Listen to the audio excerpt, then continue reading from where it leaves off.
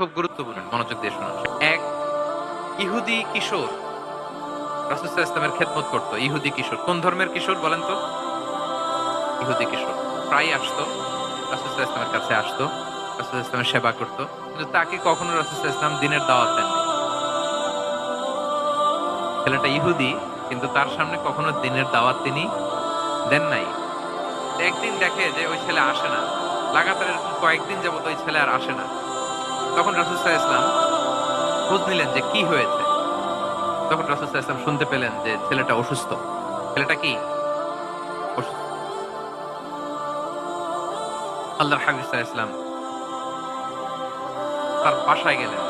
যেয়ে দেখলেন যে বিছানায় পড়ে আছে ছেলেটা। যেয়ে দেখলেন যে ইহুদি ছেলেটা বিছানায় পড়ে কাতরাচ্ছে। পাশে ছেলেটার বাবা। রাসূল সাল্লাল্লাহু আলাইহি ওয়াসাল্লাম তার মাথায় হাত বুলিয়ে দিলেন। তার খোঁজ খবর নিলেন। এবার রাসূল সাল্লাল্লাহু আলাইহি ওয়াসাল্লাম বললেন, আসলিম।